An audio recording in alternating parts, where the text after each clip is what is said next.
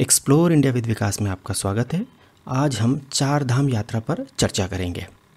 हिंदू धर्म की पौराणिक कथाओं के अनुसार यदि कोई व्यक्ति अपने जीवन काल में एक बार चार धाम की यात्रा कर ले तो वह सभी पापों से मुक्त हो जाता है और मृत्यु के उपरांत मोक्ष को प्राप्त होता है।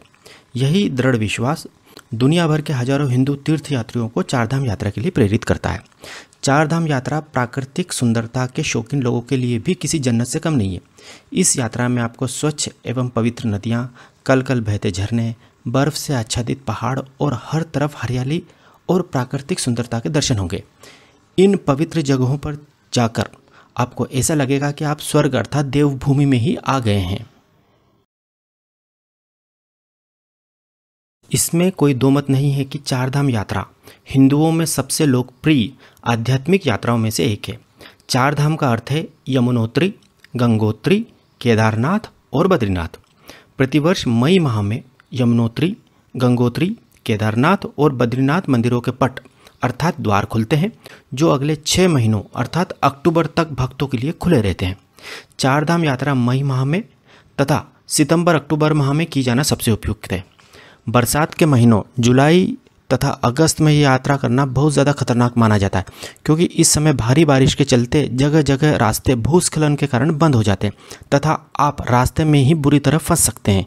इसलिए हमारी आपको सलाह है कि आप 15 मई से 15 जून अथवा 15 सितंबर से 30 अक्टूबर के बीच ही इस चार धाम यात्रा का टूर बनाएं। यह समय इस यात्रा के लिए सबसे आइडियल समय होता है।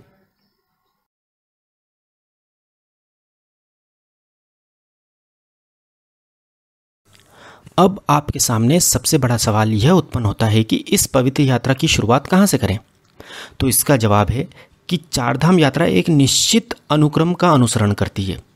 चार धाम यात्रा हमेशा यमुनोत्री धाम से शुरू होकर गंगोत्री, केदारनाथ और बद्रीनाथ धाम पर जाकर समाप्त होती है। इसलिए आप अपने गृह नगर से सबसे पहले हरिद्वार आएँ। हरिद्वार से ही गंगोत्री धाम की यात्रा प्रारंभ की जाती है। हरिद्वार के लिए पूरे देश के बड़े शहरों से ट्रेन तथा बसें चलती हैं। आप दिल्ली से भी आराम से हरिद्वार पहुंच सकते हैं। दिल्ली से हरिद्वार की बस से दूरी लगभग 237 किलोमीटर है तथा यात्रा में 4 घंटे का समय लगता है। दिल्ली हरिद्वार रूट पर लगभग 30 ट्रेनें भी चलती हैं। आप अपनी सुविधानुसार हरिद्वार पहुंच सकते हैं। प्रयास कीजिएगा कि आप हरिद्वार दोपहर तक पहुंच जाएं। हरिद्वार पहुंचने के बाद आप टैक्सी से अपने द्वारा बुक ऑनलाइन होटल में चेक इन करें। यदि आपने होटल ऑनलाइन बुक नहीं की है तो आप हर की पौड़ी के पास धर्मशाला या किसी होटल में जाकर सीधे भी बुकिंग कराकर वहां ठहर सकते हैं। धर्मशाला का किराया केवल 200 रुपये से 500 रुपये के बीच ही होता है। इसके बाद आप फ्रेश होकर या हर की पौड़ी पर गंगा जी में स्नान करके हर की पौड़ी पर ही किसी भोजनालय में लंच कर लें। लंच करने के बाद आप टैक्सी से हरिद्वार के मनसा देवी मंदिर के दर्शन करने जाएं। इस मंदिर तक जाने के लिए केबल कार की सुविधा उपलब्ध है। यदि आपके साथ छोटे बच्चे हैं तो उन्हें इस केबल कार राइड में बहुत मज़ा आएगा। इसके बाद आप चंडी देवी मंदिर, भारत माता मंदिर, स्वामी विवेकानंद पार्क आदि देखने जाएं।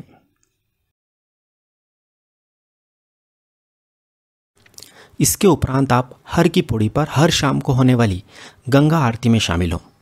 इस गंगा आरती में शामिल होने के लिए हिंदू तीर्थयात्री ही नहीं अपितु विदेशी टूरिस्ट भी बहुत बड़ी संख्या में आते हैं। गंगा आरती में शामिल होने के बाद आप हर की पौड़ी पर किसी भोजनालय में भोजन करें तथा अपनी होटल या धर्मशाला में जाकर विश्राम करें। इस प्रकार आपकी चार धाम यात्रा का पहला दिन समाप्त होता है। अगले दिन अर्थात दूसरे दिन सुबह आप हर की पौड़ी पर गंगा जी में स्नान करें तथा वहीं पर होटल में नाश्ता करने के बाद अपनी होटल से चेकआउट करें। इसके बाद आप हर की पौड़ी के टैक्सी स्टैंड से जानकी चट्टी तक के लिए टैक्सी बुक करें। जानकी चट्टी तक बस सेवा भी उपलब्ध है, परंतु टैक्सी से जाने का फ़ायदा यह होगा कि आप ऋषिकेश आदि जगहों पर घूमते हुए तथा एंजॉय करते हुए जानकी चट्टी तक पहुँचेंगे, जबकि बस से यह सब मिस हो जाएगा। यदि आप ज़्यादा सदस्य हैं तो आप हरिद्वार से टेम्पो ट्रेवलर या कोई अन्य ज़्यादा सीटर टैक्सी बुक कर सकते हैं। हरिद्वार से जानकी चट्टी तक की दूरी 221 किलोमीटर है तथा रुकते रुकते जाने पर लगभग 7 घंटे का समय लगता है। अब आप हरिद्वार से ऋषिकेश की ओर प्रस्थान करें। रास्ते में लक्ष्मण झूला भी देखें। ऋषिकेश हरिद्वार से केवल 20 किलोमीटर दूर है। ऋषिकेश से आप नरेंद्र नगर, चमाब, ब्रह्माखाल, बरकोट, स्याना चट्टी, हनुमान चट्टी, फूल चट्टी होते हुए जानकी चट्टी पहुँचेंगे। जानकी चट्टी पहुँचते पहुँचते आपको शाम हो जाएगी। जानकी चट्टी में आपको रात में ठहरना होगा, क्योंकि जानकी चट्टी से आपको अगले दिन पैदल पैदल यमुनोत्री धाम तक पहुँचना है।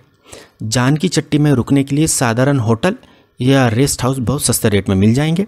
यहीं पर आप भोजन करें तथा रात में विश्राम करें। इस प्रकार 4 धाम यात्रा का आपका दूसरा दिन समाप्त होता है।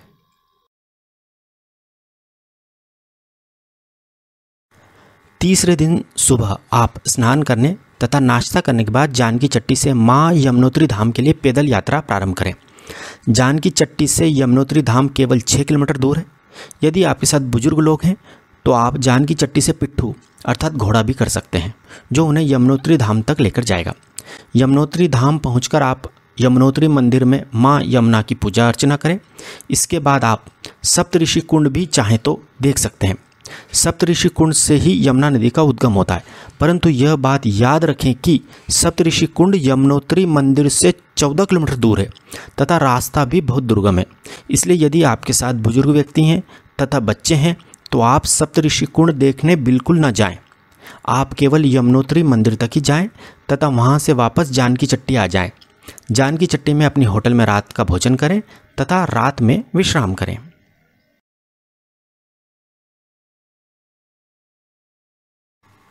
चौथे दिन आप सुबह का ब्रेकफास्ट करें तथा होटल से चेकआउट करें। इसके बाद आप जानकी चट्टी के टैक्सी स्टैंड से गंगोत्री धाम जाने के लिए टैक्सी बुक करें। जानकी चट्टी से गंगोत्री धाम की दूरी 220 किलोमीटर है तथा यात्रा में लगभग 7 घंटे का समय लगता है।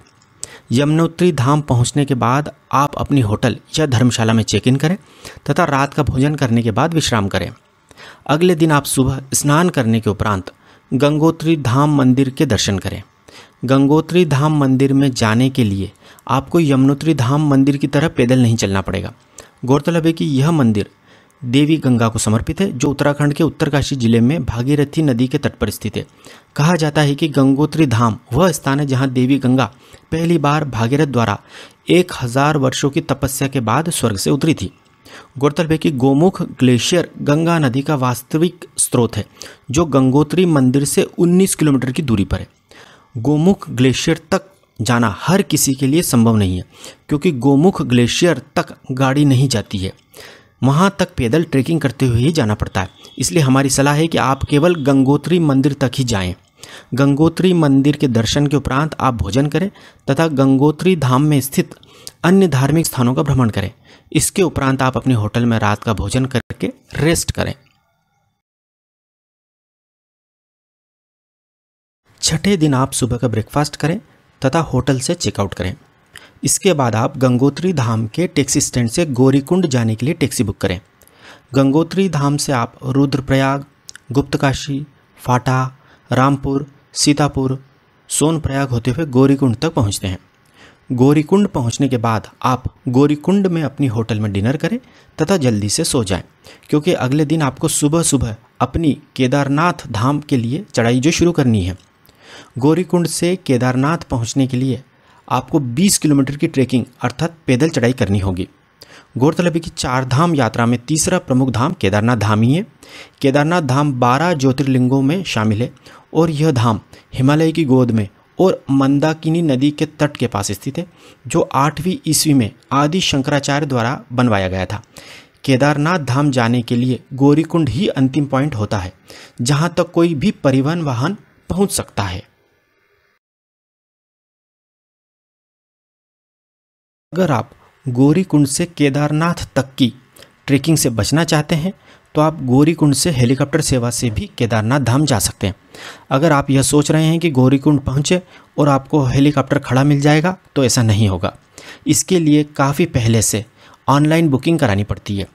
हेलीकॉप्टर द्वारा गौरीकुंड से केदारनाथ तथा वापस केदारनाथ से गौरीकुंड का किराया लगभग 5000 रुपये होता है तथा एक तरफ की यात्रा में केवल 10 मिनट लगते हैं। हेलीकॉप्टर से केदारनाथ धाम जाने तथा वापस आने की दोनों फ्लाइटों के बीच आपको केवल 6 घंटे का समय दिया जाता है।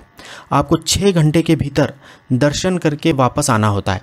जैसे यदि आप सुबह 7 बजे की फ़्लाइट से केदारनाथ पहुँचे हैं तो आपको दर्शन करके वापस हेलीपैड तक 1 बजे के पहले पहुंचना होता है, वरना आपकी वापसी की टिकट निरस्त हो जाती है तथा आपको वापस पैदल जाना पड़ता है। हेलीकॉप्टर सेवा फाटा नामक स्थान से भी चलती है। हेलीकॉप्टर के अलावा आप पिट्ठू, पालकी आदि से भी केदारनाथ धाम पहुंच सकते हैं, परंतु जो आनंद गौरीकुंड से केदारनाथ धाम तक पैदल जाने में आएगा वह आनंद किसी भी अन्य साधन से नहीं आएगा।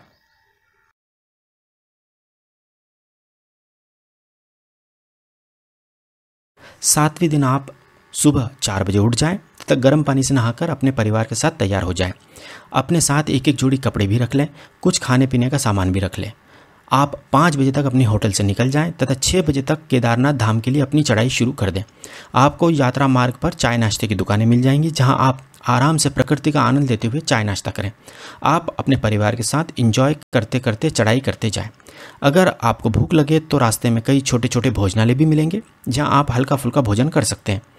आप आराम से भी चलेंगे तो लगभग दोपहर 3 बजे तक केदारनाथ मंदिर तक पहुंच जाएंगे। इस पूरी चढ़ाई में आपको लगभग 9 घंटे का समय लगेगा। गौरीकुंड से सबसे पहले जंगल चट्टी आएगा, उसके बाद रामबाड़ा जगह आएगी, फिर अगला पड़ाव लिनचोली पड़ता है। लिनचोली से 7 किलोमीटर दूर केदारनाथ धाम है। आप केदारनाथ धाम पहुंचकर सबसे पहले होटल या टेंट बुक करें। उसमें अपना जो भी सामान आप साथ लाए हैं वह रखें तथा उसके उपरांत केदारनाथ मंदिर में जो शाम की आरती होती है उसमें शामिल हो। इस आरती के दौरान आप मंदिर में प्रवेश नहीं कर पाएंगे, केवल मंदिर के सामने जो चौक है वहाँ से खड़े होकर ही इस आरती का आनंद ले पाएंगे। इसके बाद आप केदारनाथ ट्रस्ट द्वारा संचालित भोजनालय में भोजन करें तथा होटल या टेंट में रेस्ट करें। 8वें दिन सुबह स्नान करके आप केदारनाथ मंदिर में शिवजी के दर्शन के लिए लाइन में लग जाएं। यदि आप सुबह 5 बजे लाइन में लग जाएंगे तो लगभग 8 बजे तक आपको मंदिर में शिवजी के दर्शन हो जाएंगे। यदि आप लंबी लाइन में नहीं लगना चाहते हैं तो आप VIP दर्शन पर्ची कटाकर भी दर्शन कर सकते हैं, जो कि प्रति व्यक्ति लगभग 2100 रुपये की होती है।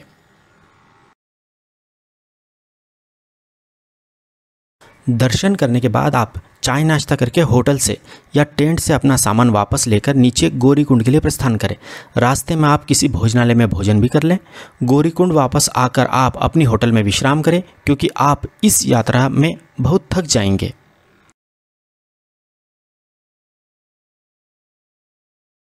नवें दिन आप गौरीकुंड से बद्रीनाथ धाम के लिए टैक्सी बुक करें। 4 धाम यात्रा का चौथा और अंतिम धाम बद्रीनाथ धाम ही है। यह मंदिर भगवान विष्णु को समर्पित है। अपनी होटल से ब्रेकफास्ट करके आप चेकआउट करें। गौरीकुंड से बद्रीनाथ की दूरी 218 किलोमीटर है तथा यात्रा में लगभग 5 घंटे का समय लगेगा। गौरीकुंड से रुद्रप्रयाग, कर्णप्रयाग, नंदप्रयाग, चमोली, बिरही, पीपलकोटी, जोशीमठ होते हुए आप बद्रीनाथ पहुंचेंगे। यदि आप सुबह 9 बजे भी गौरीकुंड से निकलते हैं तो 2 बजे तक बद्रीनाथ पहुंच जाएंगे। रास्ते में ही आप लंच कर लें। आप बद्रीनाथ धाम में अपनी होटल में चेक इन करें तथा सामान होटल में रखने के बाद आप बद्रीनाथ मंदिर में दर्शन के लिए लाइन में लग जाएं। दर्शन करने के बाद यदि समय बचे तो आप आसपास के धार्मिक स्थल भी विजिट कर लें। इसके बाद आप अपनी होटल में आकर रेस्ट करें।